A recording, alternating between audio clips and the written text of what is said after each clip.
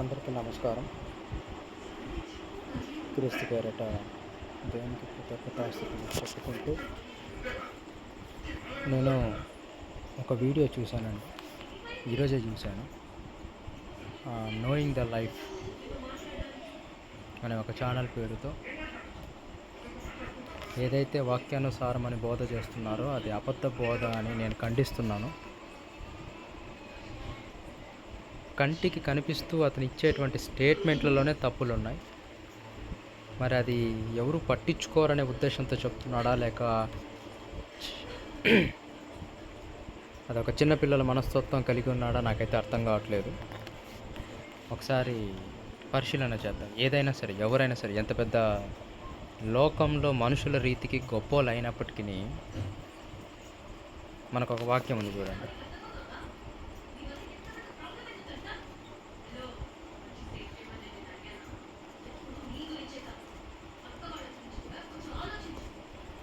ప్రియ సోదరులారా, చాలామంది కపట ప్రవక్తలు లోకంలోకి బయలుదేరారు. కనుక ప్రతి ఆత్మను నమ్మకండి, కానీ ఆ ఆత్మలు దేవునికి చెందినవో కావో పరీక్షించి చూడండి. పరీక్ష అనేది ఏ గ్రంథంలోనూ, ఇటు ఖురాన్ కానీ, అటు హిందువులకు సంబంధించిన పురాణాలు కానీ, మరొకటి కానీ చెప్పింది వినండి అని మాత్రమే ఉంటుంది, కానీ పరిశీలించండి, తెలుసుకోండి అని ఉండదు. అదొక బైబిల్లోనే ఉంటుంది. పరిశీలన గురించి ప్రత్యేకంగా యెహోవా గ్రంథమును పరిశీలించి చదువుకొనుడి. మనము పరిశీలన చేస్తే ఆ వాక్యం కూడా మనకి బైబిల్లో కనిపిస్తుంది. అంటే గ్రంథమును పరిశీలించి చదువుకోవాలి.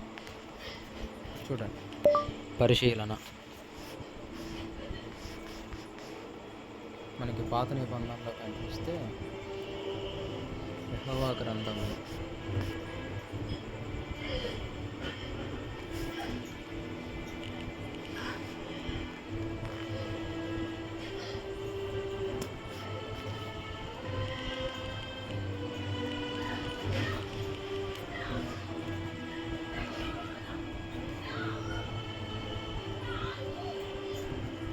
యెషయా 34:16లో యెహోవా గ్రంథమును పరిశీలించి చదువుకునుడి. చూసారా? సో ప్రియమైన వారలారా, ఈనాడు క్రైస్తవులకి అతి పెద్ద గడ్డు కాలం అని చెప్పచ్చు. ఎందుకు అనంటే, ఏ ఒక్కరు కూడా వాక్యములను పరిశీలించకుండా వ్యక్తుల మాటలను నమ్ముతూ, వారి వాక్చాతుర్యం కావచ్చు, లేదా వీరి విశ్వాసానికి అనుకూలమైన వాక్యాలు లేదా మాటలు అని భావన కావచ్చు, గుడ్డిగా నమ్మేస్తున్నారండి. అది తగదు, అది కరెక్ట్ కాదు. కాబట్టి మనం పరిశీలన అనేది కంపల్సరీగా చేసుకోవాలి. ఒకసారి మరి ఈ సహోదరుడు ఏం చెప్తున్నాడో చూద్దాం. ఈ యొక్క టైటిల్ ఎండ్ చేయడం జరిగింది. దాని ఉద్దేశం యెహోవా అనే యేసు, యేసే పరిశుద్ధాత్ముడు అని చెప్పడం నా ఉద్దేశం కాదు. బట్ మీరు కనుక నా ప్రీవియస్ వీడియోస్ చూసినట్లయితే ఏన్షియన్ నియర్ ఈస్ట్‌లో ఉన్నటువంటి డివైన్ ఫ్లూయిడిటీ అనేటటువంటి కాన్సెప్ట్ ద్వారా ఒక్క దేవుడు మల్టిపుల్ పీపుల్‌గా ఎలా ఉండగలుగుతాడో మనం తెలుసుకున్నాం. సో ఐడెంటిటీ వైస్ ఒకటే ఉంటుంది, అలానే నేచర్ వైస్ లేదా ఎసెన్స్ వైస్ ఒకటే ఉంటుంది. కానీ కనబడతాం మాత్రం మనకి ఇద్దరు ముగ్గురుగా మనకు కనిపిస్తూ ఉంటారనమాట. చూడండి ప్రియమైన క్రైస్తవులారా, దేవుడు ఒకటిగానే ఉంటాడు, కానీ పలు విధాల రూపాల్లో కనిపిస్తుంటాడు. ఇది బైబిల్ బోధేనా? ఒకసారి మనసు పెట్టి ఆలోచించు. హిందుత్వంలో ఒకటి ఉంది. ప్రహ్లాదుడి దగ్గరికి వచ్చినప్పుడు విష్ణుమూర్తి నరసింహావతారంలో అక్కడ ప్రత్యక్షం అయ్యేటువంటి సందర్భంలో ఒక పద్య రూపంలో, అది చాలా ఫేమస్ పద్యం. అంటే ఇక్కడ కాదు, అక్కడ కాదు, ఎక్కడెక్కడ వెతికినా అన్ని చోట్ల ఉంటాడు అని. బైబిలు దేవుని శక్తి సామర్థ్యములు లేవని నేను చెప్పట్లా, కానీ దేవుడు గురించి చెప్పాలి అని అంటే భూలోకమునకు నరుడిగా రావలసిన అవసరత ఆయనకి లేదు. అలా కానీ ఉంటే కన్యక గర్భంలో కుమారుని నేను జన్మింపజేస్తాను, ఒక కుమారుడు వస్తాడు, అతను నా కుమారుడు, నా ప్రియ కుమారుడు అని చెప్పాల్సిన అవసరం ఏంటి? వాక్యాలు మనకి బోల్డ్ ఉన్నాయి కదా. ఒకసారి సహజ సిద్ధంగా, ఒకసారి కామన్ సెన్స్తో ఆలోచిద్దాం. దేవుడు రోషగాడు అని ఉంటుంది పాత నిబంధనలో. రోషం అంటే ఏంటండి? చెప్పిన మాటను నిలబెట్టుకుంటాడు. యేసుక్రీస్తు దేవుడు చెప్పిన మాటలను ప్రకారము నెరవేర్చుకుంటూ మోషే ధర్మశాస్త్రాన్ని సంపూర్ణం చేసుకుంటూ వచ్చాడు.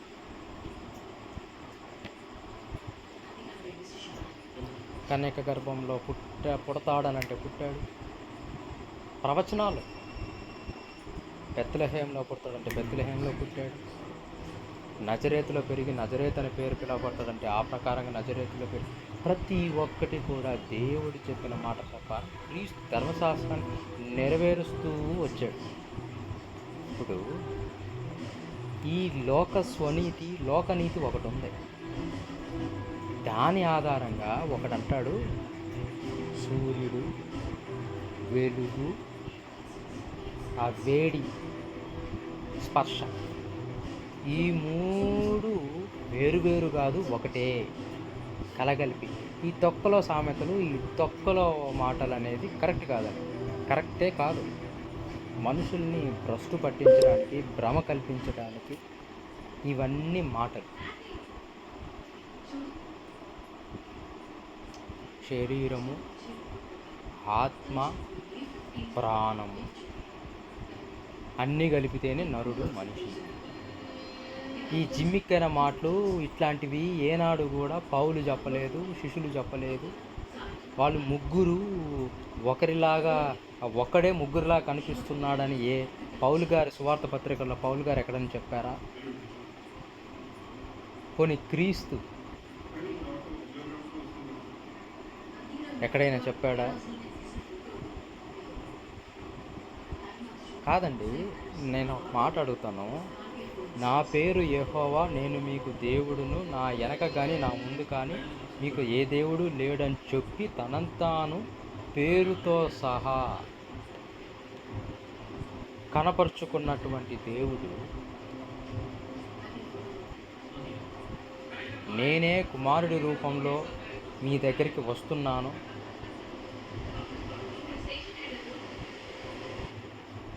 నేనే మీ కుమారుడి రూపంలో వస్తున్నాను,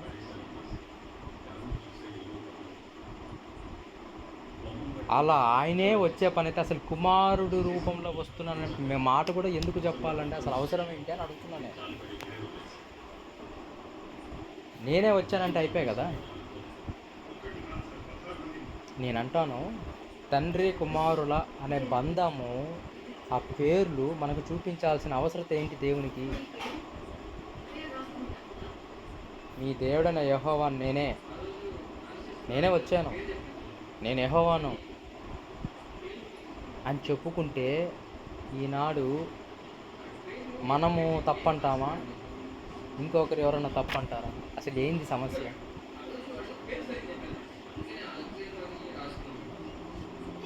ఇశ్రాయేలు ప్రజలకి తనే దిగి వచ్చి ఎలా చెబితే వాళ్ళకి అర్థమవుతుందో అలా చెప్పి తను పరిచయం చేసుకొని పోయిండొచ్చు కదా. ప్రియమైన వారలారా, ఆలోచించాలి. చెప్పి మాట తప్పేవాడు కాదా? మనకి మత్తయి సువార్త పత్రికల్లో ఉంటుంది. అవునంటే అవును, కాదంటే కాదు, అంతకు మించి కథలు మాట్లాడినా అది దుష్టుని తలంపు నుంచి పుట్టినదే. తండ్రి అంటే తండ్రి, క్రీస్తు అంటే క్రీస్తు, అంతే. అంతకు మించి ఆయనకి పలు రూపాలు ఉన్నాయి. ఆయన చెట్టులో ఉండగలడు, పుట్టలో ఉండగలడు. ఇట్లా హైందవ సిద్ధాంతాలన్నీ తీసుకొచ్చి దీంట్లో పెట్టాలని చూస్తే అది మా నుంచి మీకు ఎటువంటి ఆపద అట్లాంటివి కలగవు. కానీ మీరు ఎవరికి అడ్డుపోతున్నారు, ఎవరికి విరుద్ధంగా పోతున్నారు అనేది ఆలోచించుకోండి. బోధకులకి రెండింతల శిక్ష, గుర్తుపెట్టుకోండి. చూద్దాం. సో, ఈ మాట తప్పు. ఒకటి, ఒకడా? లేక ఇద్దరు ముగ్గురా? బైబిల్ ఏకదైవ ఆరాధన, బహుదైవ ఆరాధన. అసలు దీన్ని ఏమంటారండి నాకు అర్థం కాదు. ఒకడంటే ఒకడే. ఒకడు ముగ్గురుగా ట్రాన్స్ఫర్ అవుతాడు. మళ్ళా ఆ ముగ్గురు ఒకటిగానే భావించాలంట. బైబిల్‌లో లేకపోయినా భావించాలంట. బైబిల్‌లో ఉన్న వాక్యాలు ఎలా ఉంటాయిరా అనంటే వర్సటైల్‌గా ఉంటాయి. అంటే ఎవడు తనకు ఏ విధంగా అనుకూలనగా మలుచుకోగలిగితే ఆ విధంగా మలుచుకునే విధంగా ఉంటాయి. అది బైబిల్ యొక్క నేచర్ అలా ఉంది. దేవుడు అలా పెట్టాడు. మీరు బాగా ఆలోచన చేస్తే దేవుడి యొక్క తలంపులు, దేవుని యొక్క ప్యాట్రన్, ఆ విధానం ఎలా ఉంటుందంటే మనకి పరీక్షలు పెడుతుంటాడు ఆయన. మీరు గమనిస్తే ఏదైనా తోటను చేసిన దేవుడు అందులో 2 చెట్లు పెట్టి అక్కడ పరీక్ష పెట్టాడు.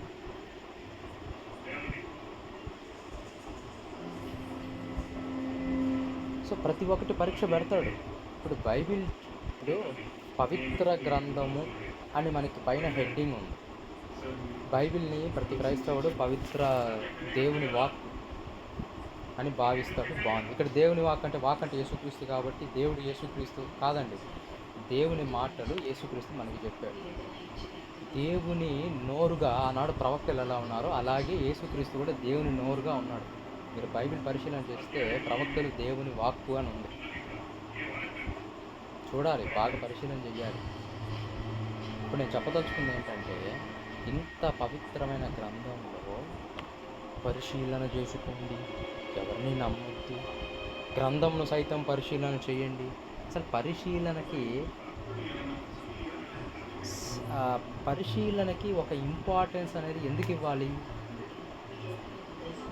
దేవుని నేచరే వడ్డించిన విస్తరాకులాగా నోట్లో పెట్టదు. ఆయన చెప్పిన దాంట్లో మనము ఆయన రీతిగా ఆలోచించి ఎసెన్స్ మనం కనుక్కోవాలి. చూడండి, ఈ మహానుభావుడు ఏం చెప్తున్నాడో ఒకసారి పరిశీలన చేద్దాం. ఈయన చెప్పిన దాంట్లో ఇది రాంగ్. అవునంటే అవును, కాదంటే కాదు. అంతేగాని అవును కాదు, ఉంటే అటువైపు ఉండు, ఉంటే వేడిగా అన్నా ఉండు, చల్లగా ఉండు, నులివెచ్చగా ఉండద్దు అన్నాడు. ఈయనేమంటున్నాడు చూడండి, ఏమంటున్నాడు. ఒక్క దేవుడే. సో ఈరోజు యేసయ్య తను తాను ఆ ఇస్రాయేల్స్ వాయిస్ ఒకటే ఉంటుంది. ఒక్క దేవుడు మల్టిపుల్ పీపుల్గా ఎలా ఉండగలుగుతాడో మనం తెలుసుకున్నాం. ఒక్క దేవుడు మల్టిపుల్ పీపుల్గా అంట. యోబు అంటాడు, నాలాగా సంథింగ్ నాలాగా ఉండడానికి నువ్వేం నరుడువే అంటాడు. అంటే దేవుడు నరుడు కాడు అని బైబిల్లో ఉంటుంది. మరి ఈయన చెప్పేది ఏంటండి, ఒక్క దేవుడు మల్టిపుల్ పీపుల్గా ఉంటాడంట. ఈయన హిందుత్వం అనుకుంటున్నట్టున్నాడు దీన్ని. వాళ్ళు కూడా అంటారు, మాకు ఒక దేవుడే అని ఒకసారి అంటారు, ముగ్గురు దేవుళ్ళు అని ఒకసారి అంటారు, అందరూ దేవుళ్ళే అని ఒకసారి అంటారు. ఎట్ట పడితే అట్లా అంటుంటారు వాళ్ళు. There is no one stand. ఒక స్టాండ్ తీసుకొని దాని మీద నిలబడరు. కానీ మనకుంది ఆ స్టాండ్. యెహోవా దేవుడు తనను తాను చెప్పుకున్నాడు. మరి యేసుక్రీస్తు ఏం చెప్పుకున్నాడు తనను తాను? బైబిల్ పరిశీలన చేస్తే తన నోటితో స్వయాన పలికిన మాటలు చూస్తే అభిప్రాయపడిన మాటలు కాదు. ఇప్పుడు నేను ఒక మాట అంటాను, దానికి నా ఎదుటివాడు నేను దేవుడిగా అన్నానని వాడు అభిప్రాయపడితే అది నా తప్ప? అది నేను చెప్పినట్ట? యోహాను 8వ అధ్యాయంలో కూడా తండ్రి అని ఈయన సంబోధించిన మాటకి వాళ్ళు ఊహించుకున్నారు, అభిప్రాయపడ్డారు. ఈయన దేవునితో సమానుడుగా భావిస్తున్నాడు, దేవుని చెప్పుకొనుచున్నాడు.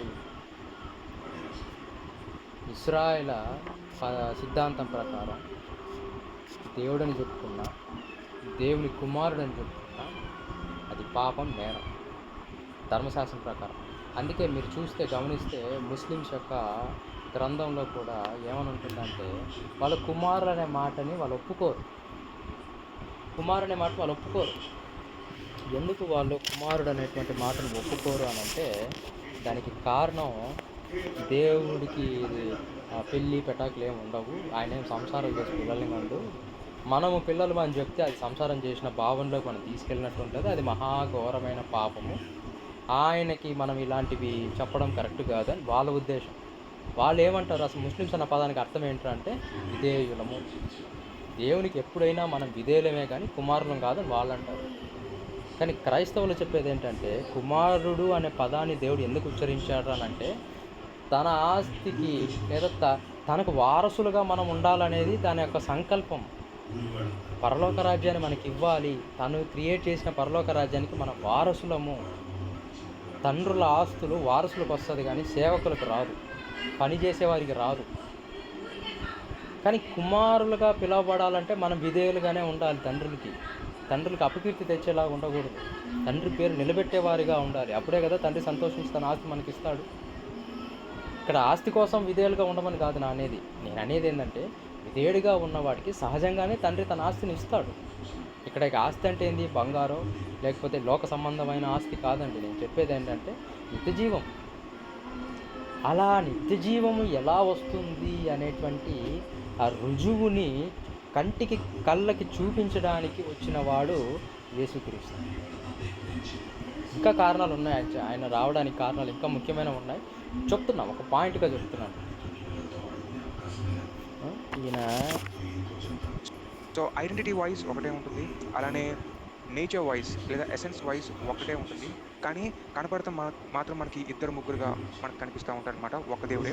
సో ఈరోజు యేసయ్య ఒక్క దేవుడే ఇద్దరు ముగ్గురుగా కనిపిస్తాడంట. బైబిల్లో అసలు ఆ మాట లేదు. తాను ఆ ఇశ్రాయేలు దేవుడుగా ఎలా ఐడెంటిఫై చేసుకున్నాడో తెలుసుకునే ప్రయత్నం చేద్దాం. మత్తయి సువార్త 7వ అధ్యాయం 21-22 వచనాలు చదివినప్పుడు, యేసయ్య ప్రభువా ప్రభువా నన్ను పిలిచే ప్రతి ఒక్కరూ పరలోక రాజ్యంలో వారసులుగా ఉండలేడు, పరలోక రాజ్యంలోకి ప్రవేశించలేడు అని చెప్తాడు. అలానే ఇంకొక చోట కన్యలు ప్రభువా ప్రభువా మా కోసం తలుపులు తెరవండి అని అడుగుతారు. అలా అక్కడ ఉండేటువంటి వ్యక్తులు యేసయ్యని ప్రభువా ప్రభువా అని పిలుస్తారు. అలాగే లూకా 6వ అధ్యాయంలో నేను చెప్పినటువంటి వాక్యాన్ని వినకుండా, నేను చెప్పినటువంటి వాక్యాన్ని పాటించకుండా కేవలం ప్రభువా ప్రభువా అని తినడం వల్ల ఎటువంటి లాభం ఉండదు అని యేసు చెప్తాడనమాట. సో ఈ యొక్క 3 ఎగ్జాంపుల్స్ని మీరు చూసినట్లయితే ప్రజలందరూ యేసయ్యని ప్రభువా ప్రభువా అని పిలుస్తున్నారు. ఈ యొక్క వచనాన్ని మనం చూసినప్పుడు లేదా ప్రభువా ప్రభువా అనేటువంటి పదాన్ని మనం చూసినప్పుడు ఒక హైట్ అండ్ ఎమోషన్తో యేసయ్యని మీరు పిలుస్తున్నారేమో అని మనకు అనిపిస్తూ ఉంటుంది. మహాన్ భావ, మీరు ఒక విషయం తెలుసుకోవాలి. మీకు సబ్జెక్టు మీరు అక్షరాలు పట్టుకుంటున్నారు. అక్షరము చంపును అని మనకి కొత్త నిబంధనలో ఉంటుంది.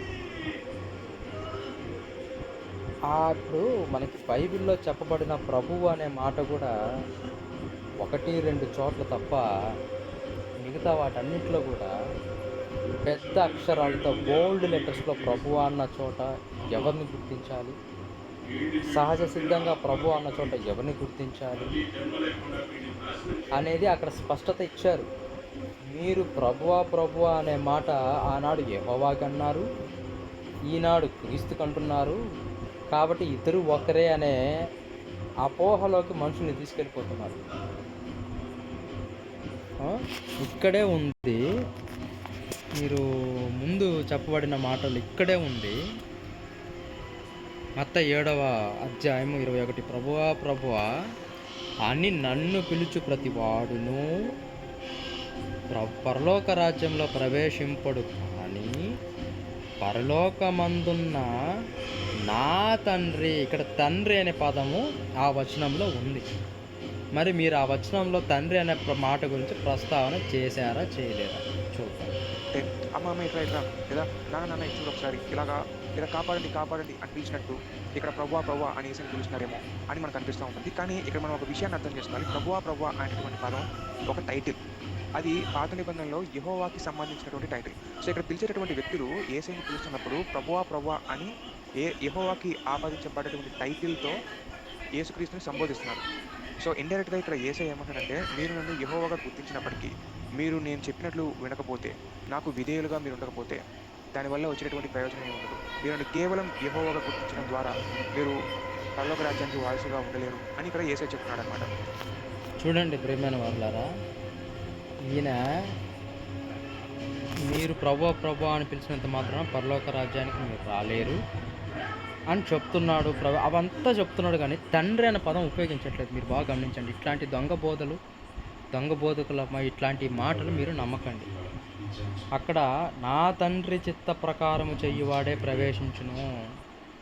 ఇలాంటి మాటే మరియమ్మ తన సోదరులతో క్రీస్తుని కలవడానికి వచ్చినప్పుడు వాక్యము చెబుతున్న క్రీస్తు తనని పట్టించుకోకపోతే ఒక శిష్యుడు లేచి నీ తల్లి వచ్చింది అని అన్నప్పుడు ఎవరు నా తల్లి, ఎవరు నా సోదరులు, తండ్రి చిత్త ప్రకారము చేయువాడే నా తల్లియు నా సోదరులు అని అక్కడ కూడా అంటాడు. నా తండ్రి నా తండ్రి నా తండ్రి నా తండ్రి ఎన్నిసార్లు ఆ మాట అని అంటాడు. వీళ్ళు పదమే ఎగ్గొట్టేశారు వీళ్ళు. మరి ఇటువంటి గొర్రెబొచ్చు తగిలించుకున్న తోడేళ్ళు మీరు గుర్తించాలి. అలా గుర్తించాలంటే వాక్యాన్ని మీరు చదవడం నేర్చుకోవాలి. ఎప్పుడు ఎంతసేపు ఒకడు చెబితే వినడం కాదండి. ఈనాడు క్రైస్తవులు బాప్తీసం తీసుకోవడం అనేది ఎంత ముఖ్యమో ప్రాముఖ్యమో గ్రంథమును పరిశీలించి చదువుకొని దేవుని నీతిని అవలంబించడం కూడా అంతే ముఖ్యం. చూడండి, మీ కళ్ళ ముందరే కాంటే ఒకసారి ఈ లింకు పెడతాను, నేను క్రియేట్ చేసిన దాన్ని పెడతాను, మీరు ఒకసారి పరిశీలన చేయండి. నా తండ్రి అనేటువంటి మాటే ఆ వ్యక్తి ఉపయోగించలేదు అసలు.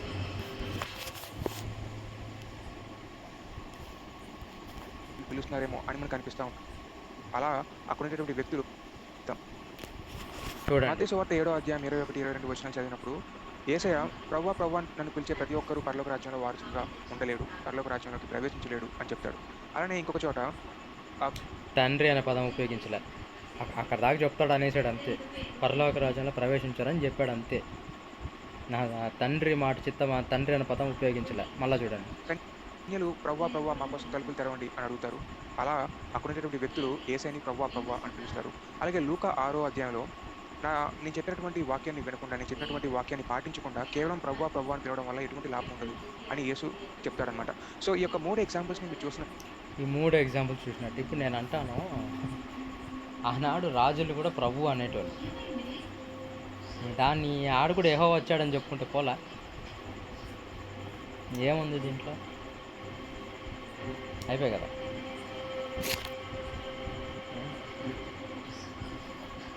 ఆ మాటకు వస్తే మోషే అన్నదమ్ములు ఉన్నారు కదండి, అక్కడ మోషే వాళ్ళ అన్నని మోషే వాళ్ళ అన్నకి ప్రభువుగా నియమిస్తాడు, దేవుడిగా నియమిస్తాడు. దాని అర్థం ఏంటి?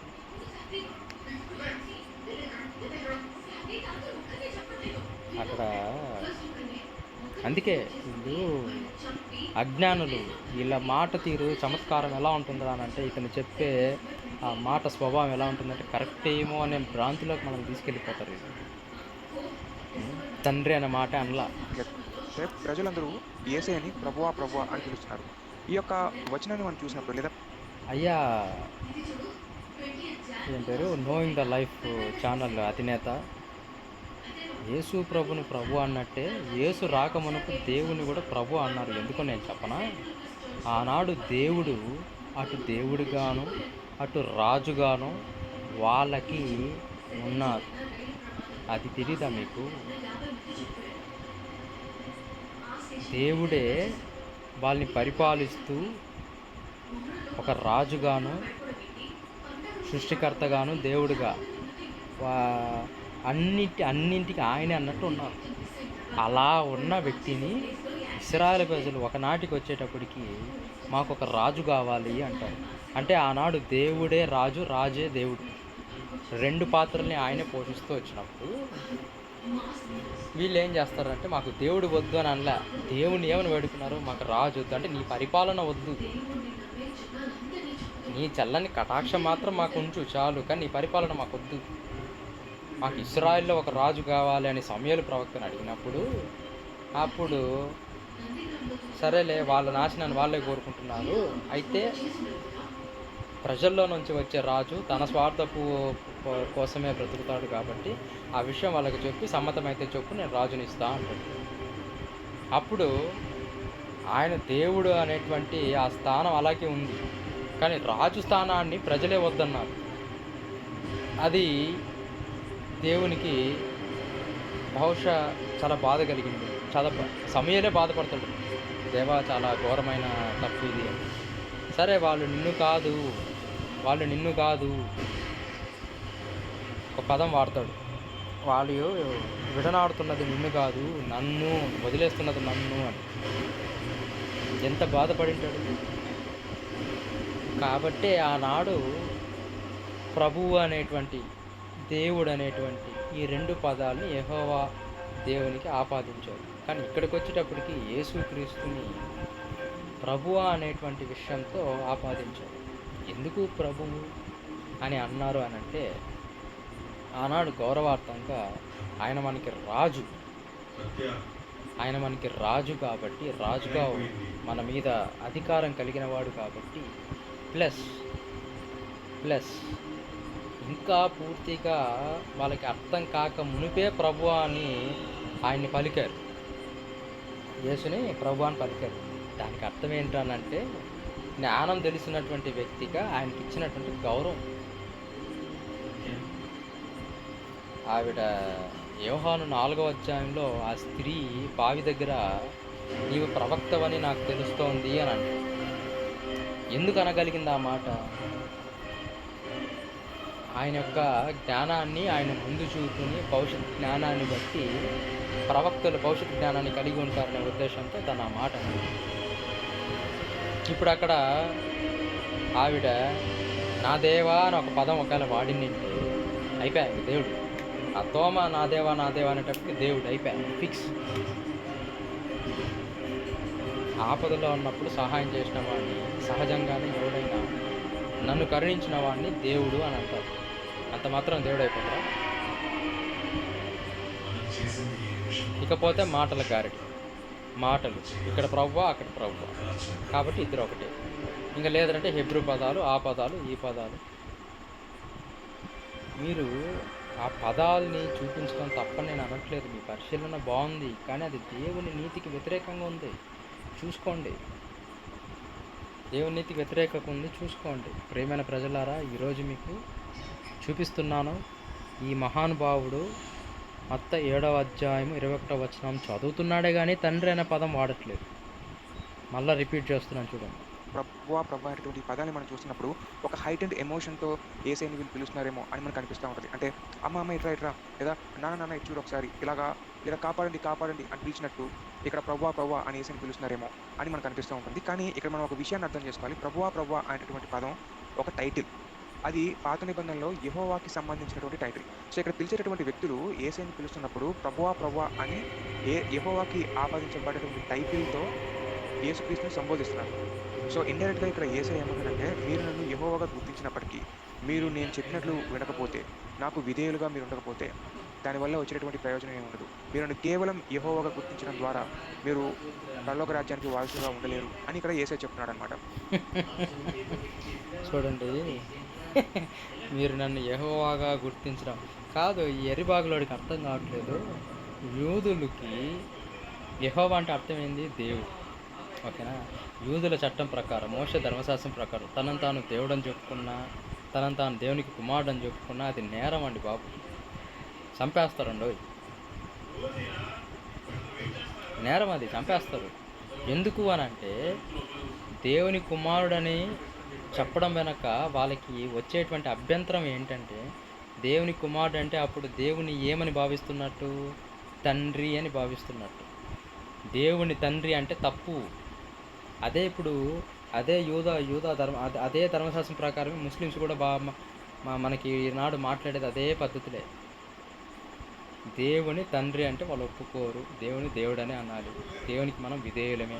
ఆ యూదుల చట్టము ఇటు ముస్లింల చట్టము ఆల్మోస్ట్ ఒకటే. అందుకే వాళ్ళు పాత నిబంధన ప్రకారమే బ్రతుకుతూ ఉంటారు. వాళ్ళు కొత్త నిబంధన రారు, పౌలు బోధలు వినరు.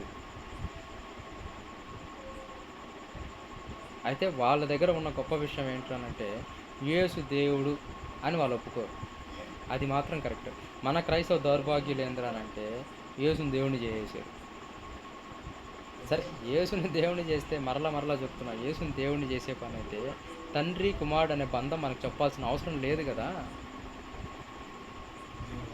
అసలు ఆయన కుమారుడిగా రావాల్సిన అవసరం ఏంది?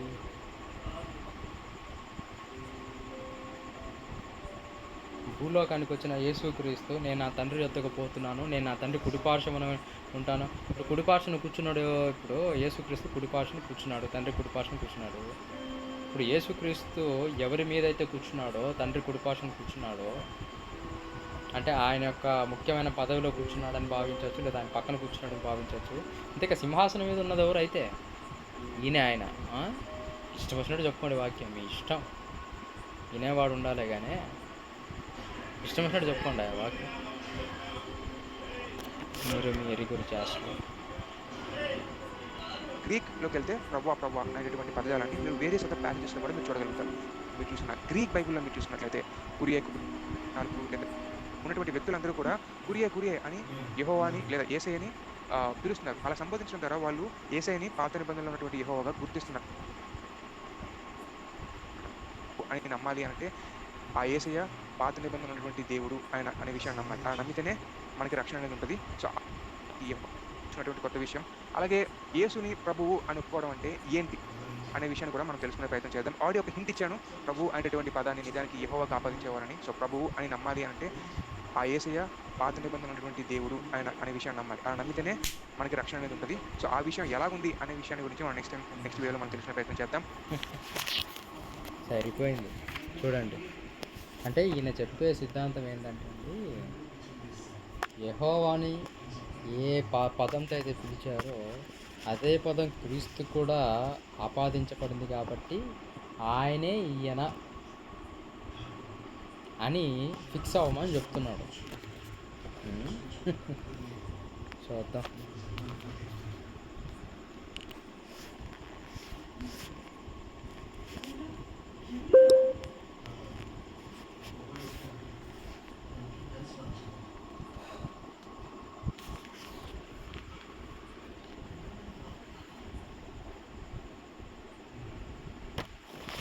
చూడండి, ఇక్కడ యేసుక్రీస్తు అంటున్నాడు మత్తయి 23:9. భూమి మీద ఉన్న యేసుక్రీస్తు అంటున్న మాట.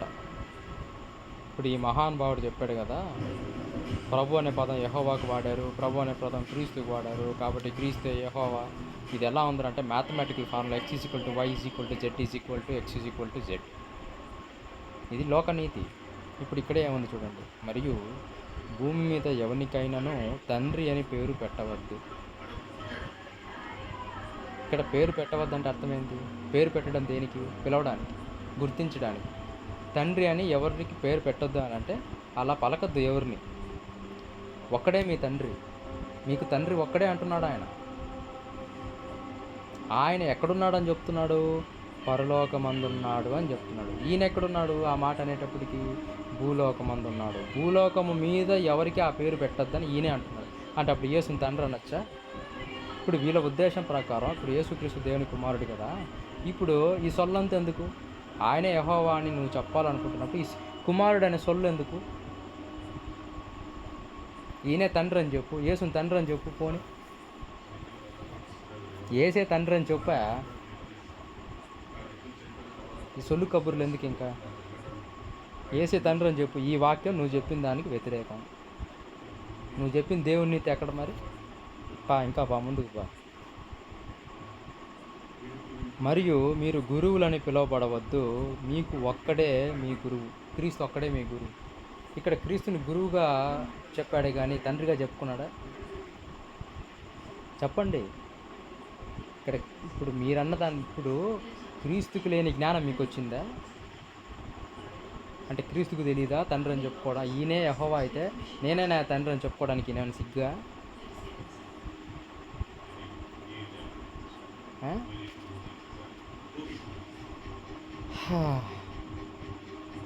1 కొరింథీ 8:4. ఒక్కడే దేవుడు తప్ప వేరొక దేవుడు లేడని ఎరుగుతాను. మనకి ఒక్కడే దేవుడు ఉన్నాడని పౌలు చెప్తున్నాడు. మీరేమా క్రీస్తు దేవుడే, ఆయన దేవుడు, ఇద్దరు ఒకడే.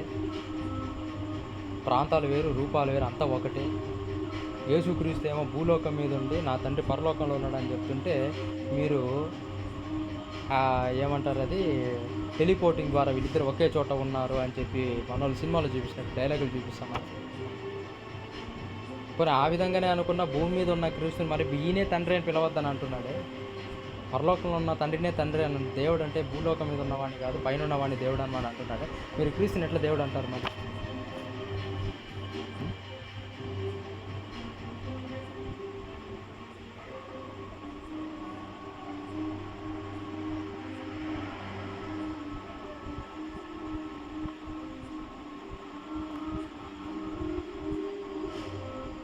దేవాశక్తితో మీరు ఆసక్తి కలిగి ఉంది కనుక పవిత్రులను కన్నా కానీ ఒకే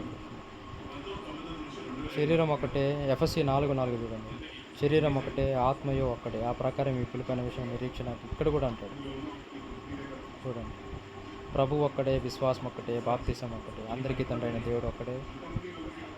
అలాగే అందరికీ తండ్రి అయిన దేవుడు ఎక్కడున్నాడు? ఆయన అందరికీ పైగా ఉన్నవాడే, అందరిలోనూ వ్యాపించి అందరిలో ఉన్నాడు. ఇప్పుడు యేసులో తండ్రి లేడా? ఇప్పుడు ఆయన అందరికీ పైగా ఉన్నవాడు. ఆయన అందరికీ పైగా అంటే యేసుకన్నా పైన లేడా? ఏమయ్యా మీకు ఈ విషయం తెలీదా? ఇన్ని చెప్తున్నా మీకు శిరస్సు గురించి తెలీదా? క్రీస్తుకి శిరస్సు ఎవరా?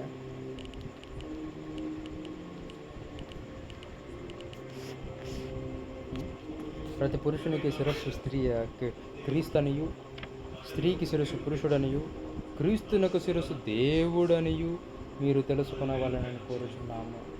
మీ తెలివితేట తీసుకొచ్చి మున్సిపాలిటీ చెత్త కుప్పలో పడేది. దేవుని నీతిని ఎరిగి బైబిల్ వాక్యాలని చెప్పండి. మీ సొంత నీతి దీని మీద రుద్దద్దండి. ఇది సామాన్యమైన విషయం కాదు. మీ వల్ల ఎంతోమంది అవిశ్వాసులు తయారవుతున్నారు. విశ్వాసుల సంగతి దేవుడు ఎరుగు. అవిశ్వాసులు తయారవుతున్నారు ఫస్ట్. సో ఒక క్రైస్తవుడిగా మీ బోధలని అతి భయంకరంగా ఖండిస్తున్నాను. ప్రియమైన వారులారా, క్రైస్తవులుగా పిలువబడుతున్న వారు నిజమైన క్రైస్తవులుగా ఉండండి. ఇటువంటి అబద్ధ బోధకులను మీరు నమ్మకండి. దయచేసి అర్థం చేసుకోండి వాక్యాన్ని. అసలుకి మీకు ఎక్స్ప్లెయిన్ చేసినటువంటి వాక్యములోనే నా తండ్రి అనే పదాన్ని పక్కన పెట్టి మిగతా సొల్లంతా చెప్పేటానంటే ఎంత పెద్ద ముసుగు వేసుకున్న తోడేలని చెప్పాలైతే. కళ్ళ ముందు కనిపిస్తున్నటువంటి పదాన్ని తీసేసాడంటే ఇంకేమన్నాడు? దయచేసి అర్థం చేసుకొని ఈ ముసుగు ధరించిన తోడేలను గుర్తించి వారికి మీరు దూరంగా ఉండాలని నా యొక్క అభిలాష. ఈ అవకాశం ఇచ్చినటువంటి దేవునికి క్రీస్తు నామములో కృతజ్ఞతలు తెలుపుకుంటూ అందరికీ క్రీస్తు శుభం.